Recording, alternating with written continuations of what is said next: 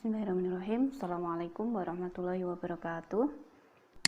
Jumpa lagi dengan saya Purwani Handayani. Kali ini saya akan membahas tentang alat-alat optik. Optik ini adalah cabang fisika yang menggambarkan perilaku dan sifat cahaya dan interaksi cahaya dengan materi. Optik sendiri nanti bisa dipelajari dengan pendekatan optik geometris dan optik fisis. Optik geometris itu meliputi pemantulan dan pembiasan. Untuk pemantulan ini kaitannya dengan cermin. Nah, cermin sendiri dibagi dengan cermin menjadi cermin datar dan cermin lengkung. Cermin lengkung nanti bisa dipelajari berupa cermin cekung dan cermin cembung. Untuk pembiasan itu kaitannya dengan lensa. Nah, lensa yang dipelajari lensa cembung dan lensa cekung. Untuk optik fisis ini sekedar pengetahuan saja karena sudah kita pelajari sebelumnya. Ada interferensi, difraksi, dispersi, dan polarisasi. Nah, yang berkaitan dengan alat optik nanti yang kita pelajari adalah yang menggunakan sifat pembiasan, yaitu kita memakai lensa cembung dan lensa cekung. Nah, apa itu alat optik? Alat optik ini menerapkan ilmu-ilmu optik yang kita temukan di berbagai bidang kehidupan. Yuk, coba di rumah kalian pakai alat optik apa saja? Nah, yang ada pada diri kita, yang pertama ada mata. Mata merupakan alat optik ciptaan Tuhan Yang Maha Kuasa yang sangat sempurna. Dari sifat-sifat yang dimiliki oleh mata beserta fungsinya ini nanti akan mengilhami manusia untuk menciptakan alat-alat optik buatan manusia. Nah, bagian-bagian mata bisa kita lihat sebagai berikut. Nah, ini ada kornea. Kornea itu bagian depan ini. Ini sebagai pelindung permukaan ya dari mata. Kemudian aqueous humor ini adalah cairan yang di sebelah sini. Kemudian sklera bagian di sini.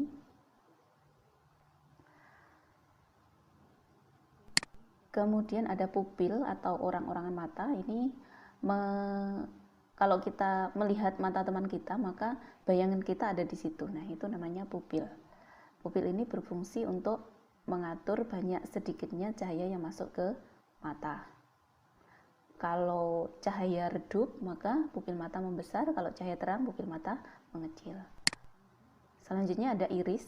Iris itu adalah terletak di sini atau yang memberikan warna pada mata kita. Mungkin orang-orang di Eropa warnanya biru ya. Kalau kita biasanya hitam atau coklat. Kemudian retina. Retina ini adalah bagian mata yang ada di belakang. Ini penuh dengan saraf mata. Ini nanti berfungsi untuk menangkap bayangan. Ini sangat peka terhadap cahaya. Selanjutnya ada lensa mata. Lensa mata ini bisa memipih ataupun mencembung. Namanya daya akomodasi mata. Kalau melihat jauh dia memipih, kalau melihat dekat dia akan mencembung. Makula ini bagian dari retina mata yang sangat sensitif terhadap cahaya.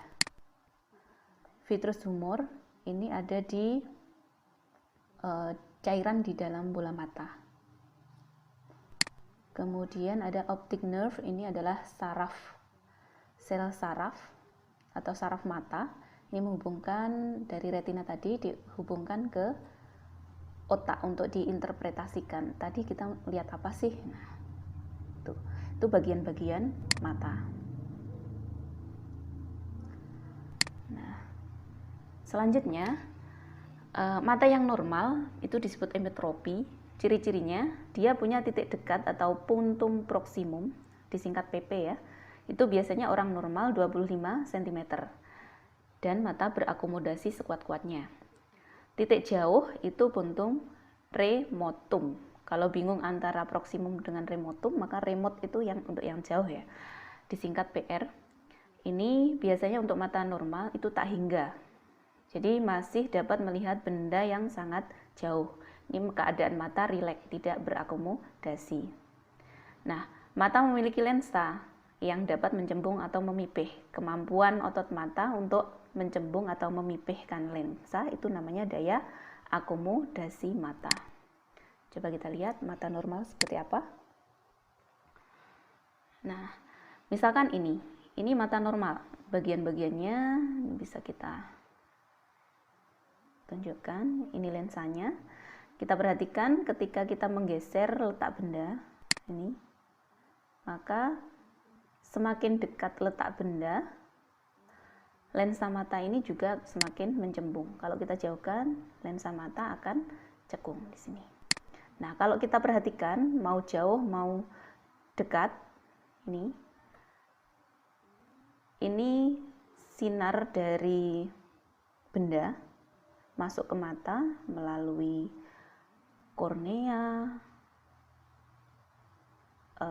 cairan mata, kemudian lensa dan seterusnya itu jatuh tepat di retina, sehingga bayangan muncul di retina ini. Bayangannya modelnya terbalik ya. Ini kalau kita perhatikan, mau jauh mau didekatkan, bayangannya tetap di retina. Itu kalau mata normal ya, mata normal. Nah, mengapa ini bayangan yang ada di sini terbalik, tapi kok mata kita melihatnya biasa saja ya, orang berdiri ya tetap berdiri. Nah, karena saraf yang bekerja itu saraf atas, jadi bisa interpretasinya bayangan walaupun terbalik nanti nyata, tegak ya, seperti tegak itu tadi. Nah, selanjutnya ada kelainan-kelainan mata, ada miopi, hipermetropi, presbiopi, astigmatisme, katarak dan seterusnya. Kita lihat untuk kelainan mata ini, tentunya yang namanya kelainan itu matanya sudah tidak normal. Nah, misalkan kita lihat ini mata normal, ada tulisan stop di sini, maka sinar masuk ke mata, kemudian jatuh tepat di retina. Kita bisa melihat stop, tulisan stop ya. Walaupun di sini dia terbalik, maka yang terbaca dia stop, tidak terbalik. Ini mata normal, bayangan tepat jatuh di retina. Nah, ini miopia atau kita sebut miopi ya bahasa Indonesianya. Miopi ini kalau kita perhatikan dari bentuk mata normal segini ya modelnya. Miopi ini bisa dikarenakan model bola mata yang terlalu lonjong. Karena terlalu lonjong, ini lensa matanya juga terlalu cembung. Nah, karena terlalu cembung, maka benda yang ada di jauh ini sinarnya masuk ke mata,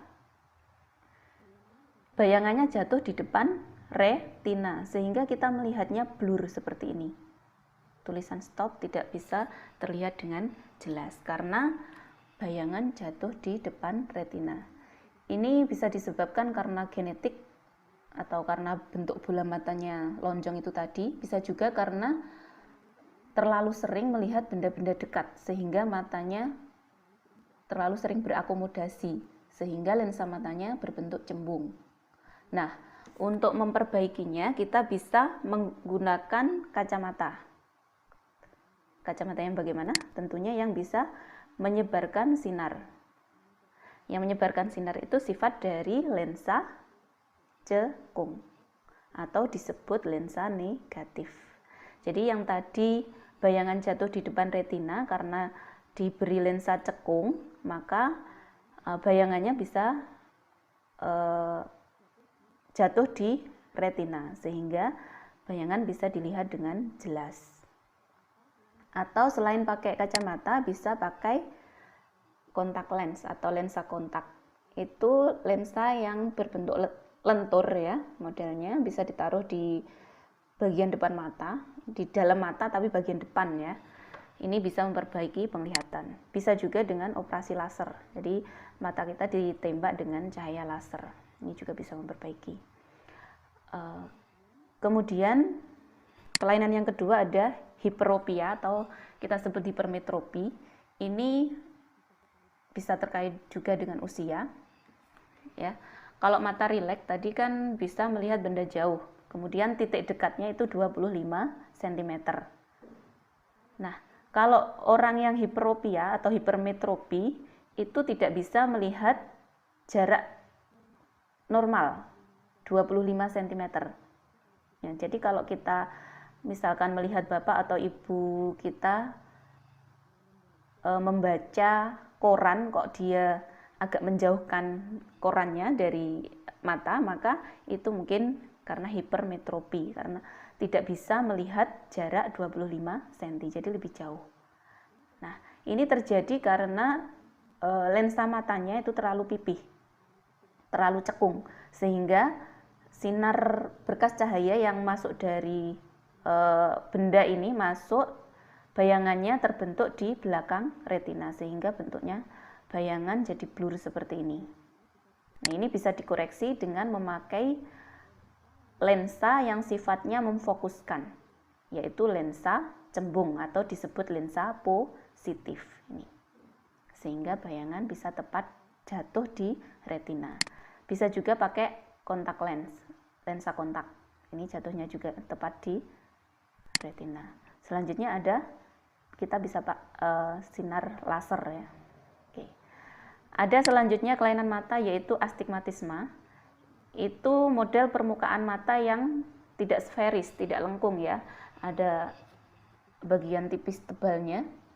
Nah, kelainan mata ini tidak bisa membedakan garis vertikal dan horizontal secara bersamaan.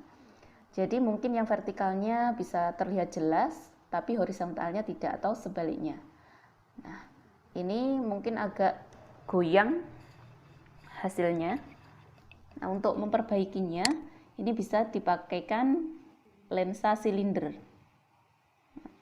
Jadi mungkin ada yang teman kita memakai kacamata, lensanya silinder, maka itu kelainan matanya namanya astigmatisme.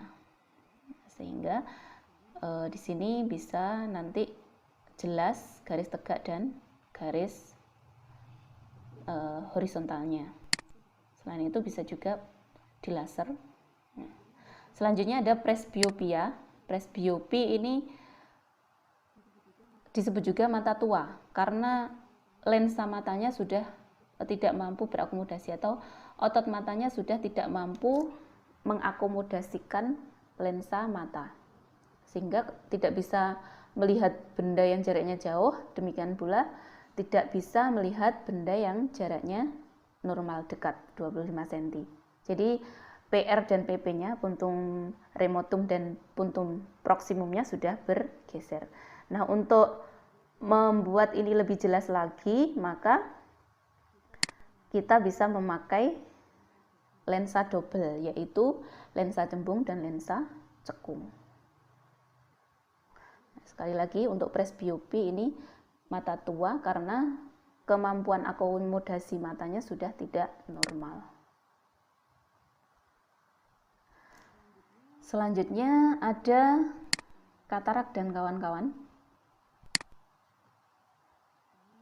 Ini contoh ya, contoh bunga yang kalau dilihat oleh orang normal seperti ini. Tapi kalau dilihat orang yang katarak, katarak itu penyakit mata yang karena korneanya sudah keruh. Ya, jadi lihatnya jadi blur seperti ini. Nah, untuk glukoma ini terjadi karena kerusakan saraf mata yang disebabkan oleh tidak teraturnya aliran cairan mata. Glukoma ini kalau parah bisa menyebabkan kebutaan. Ya, modelnya jadi seperti itu. Nah, kalau normal seperti itu, glukoma seperti itu melihatnya. Miopia yang tadi, rabun jauh. Selanjutnya ada retinitis pigmentosa. Ini adalah kelainan mata karena gen ya, bawaan. Jadi kerusakan saraf mata. Nah, ini kalau sejauh ini kasus yang seperti ini biasanya berakhir pada kebutaan dan belum ada obatnya. Selanjutnya ada macular degeneration. Makular tadi kan bagian dari retina ya. Ini degeneration berarti ada kerusakan pada makular. Makular itu padahal bagian dari retina yang sangat peka terhadap cahaya. Kalau ada kerusakan maka dia tidak bisa melihat dengan jelas. Selanjutnya ada diabetic retinopathy. Ini kerusakan retina karena penyakit diabetes. Nah, banyak kita jumpai orang-orang yang diabetes itu akhirnya mengalami juga gangguan mata.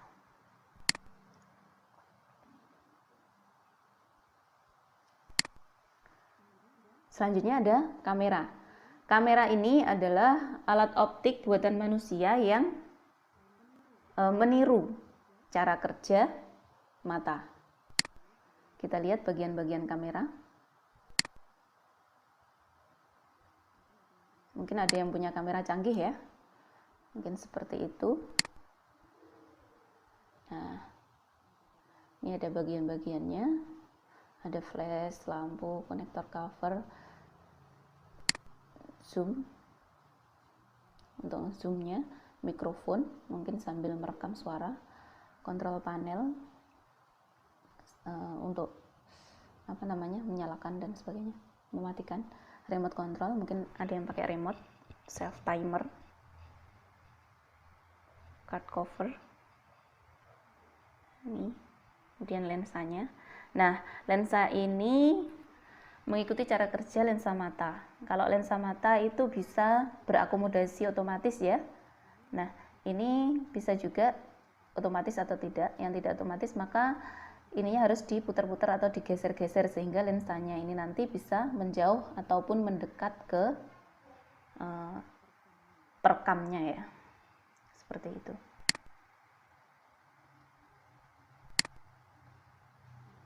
Nah, ini kalau kita bandingkan mata dengan kamera itu cara kerjanya sama. Jadi bendanya ada di depan mata atau kamera, kemudian sinar masuk dari benda itu melewati celah atau diafragma. Kalau di kamera namanya diafragma, kalau di mata namanya pupil. Nah, itu selanjutnya masuk. Ini ditangkap bayangannya, kalau di kamera itu namanya film. Tapi kalau di mata namanya retina. Bayangan nyata terbalik. Demikian bagian 1.